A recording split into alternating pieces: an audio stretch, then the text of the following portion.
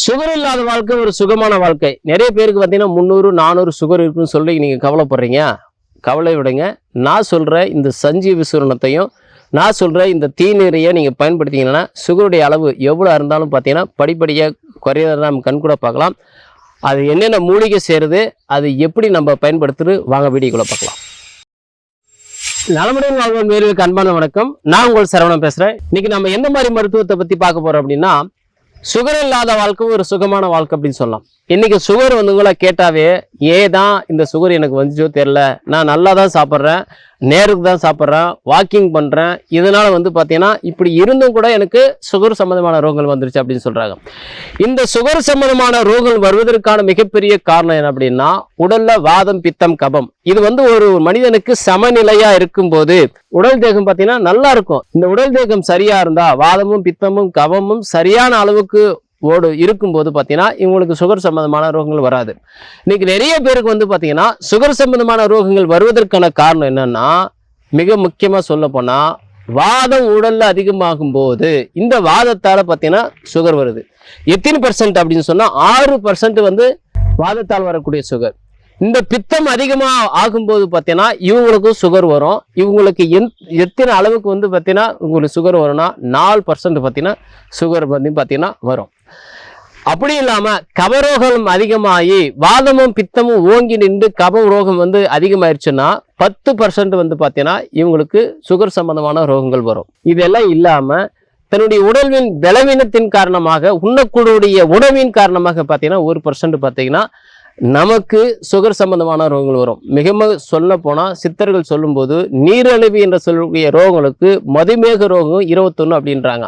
அப்போ வாதத்தால் வரக்கூடியது 6%, பித்தத்தால் 4%, கபத்தால் 10%, உடலுடைய தேகத்துடைய அமைப்பினால் பார்த்தீங்கன்னா 1% வருது. இதுக்கு பார்த்தீங்கன்னா 21 விதமான மதுமேக ரோகம் அப்படின்னு சித்தர்கள் சொல்லியிருக்காங்க. ஒரு வீட்டில் 2 பேர் 3 பேர் இருந்தால் இந்த சுகர்னால பாதிக்கப்படுறாங்க. இதுக்கு காரணம் வாதமும் பித்தமும் கபமும் தான் வேலையை விட்டு மாறும்போது தான் பார்த்தீங்கன்னா சுகர் சம்பந்தமான ரோகங்கள் வருவதை நம்ம பார்க்கலாம். இந்த சுகர் சம்பந்தமான ரோகங்கள் வந்துருச்சுன்னா நம்ம என்ன பண்ணோம் அப்படின்னு சொன்னால், சித்தர்களால் கொடுக்கப்பட்ட ஒரு அற்புதமான மூலிகைன்னு பார்க்கும்போது என்னுடைய கையில் இருக்கிறதான சீந்தியல் கொடி அப்படின்னு சொல்லலாம்.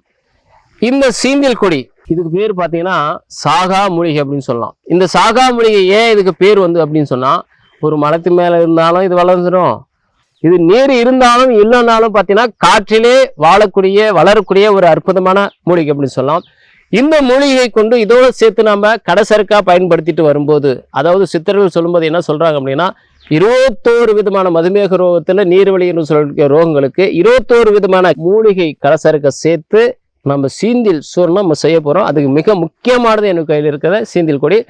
இது பார்த்தீங்கன்னா நம்ம ஒரு 1/2 kg எடுத்துக்கலாம். இதோடு சேர்த்து கடுக்காய் பார்த்தீங்கன்னா ஒரு 30 கிராம், வால் மிளகு பார்த்தீங்கன்னா ஒரு 30 கிராம், ஏலம் 30 கிராம், கிராம்பு ஒரு 30 கிராம், கசகசா 30 கிராம், தாய்சப்பத்தி ஒரு 30 கிராம், மாசிக்காய் பார்த்தீங்கன்னா ஒரு 10 கிராம், இதோடு சரி திருபலா திருகடுகு இதெல்லாம் சேர்ந்து பார்த்தீங்கன்னா 10 கிராம் எடுத்துக்கிட்டு, ஆவாரம் பூ பார்த்தீங்கன்னா ஒரு 10 கிராம், கீழா நல்லி ஒரு 10 கிராம், குங்கன் பூ பார்த்தீங்கன்னா ஒரு 10 கிராம், நாவல் கொட்டை ஒரு 50 கிராம், நாவல் பட்டை ஒரு 50 கிராம், இது எல்லாம் சேர்த்து இதோட சேர்த்து நம்ம சிறுங்குறிஞ்சான்னு பார்த்தீங்கன்னா ஒரு 50 கிராம் எடுத்துக்கலாம்.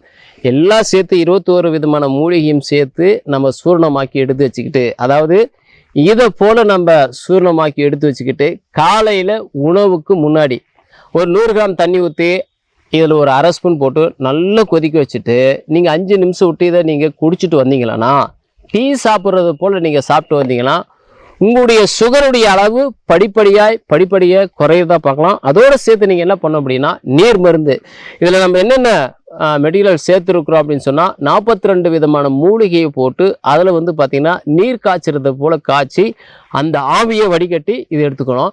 அதாவது இதோட சேர்த்து நம்ம பயன்படுத்துறது என்ன அப்படின்னு சொன்னால் தீநீர். இந்த தீநீர் எப்படி நம்ம பயன்படுத்தணும்னா, ஆவாரம் பஞ்சாங்கம், ஆவாரம் பூ இருக்கு இல்லையா, அந்த ஆவாரம் சென்னுடைய வேறு பட்டை இலை காய் விதை இது எல்லாம் சேர்த்து என்ன பண்ணணும் அப்படின்னு சொன்னால், நீங்கள் ஒரு 5 kg போட்டு எல்லாம் எடுத்து வச்சு நீங்கள் தண்ணி ஊற்றி ஒரு 48 மணி நேரத்துக்கு முன்னாடி நீங்கள் என்ன பண்ணணும் அப்படின்னா ஊற வைக்கணும். ஊற வச்சுட்டு நீங்கள் காய்ச்சணும். காசை என்ன ஆகுன்னு சொன்னால் உங்களுக்கு பார்த்தீங்கன்னா தண்ணீர் கலராக வரும். இந்த தண்ணீரா தீநீர் மாதிரி எடுத்து வச்சுக்கிட்டு இது மாதிரி காலையில் உணவுக்கு முன்னாடி இதை சாப்பிட்டு இந்த சூரணத்தை நீங்கள் சாப்பிட்டீங்களன்னா ஒரு மாதத்துக்குள்ளே வந்து பார்த்தீங்கன்னா சுகருடைய அளவு 100 குறையில தான் நீங்கள் கண் கூட பார்க்கலாம். இதை பயன்படுத்தி பாருங்கள், பலன் பெறுங்க. நன்றி, வணக்கம்.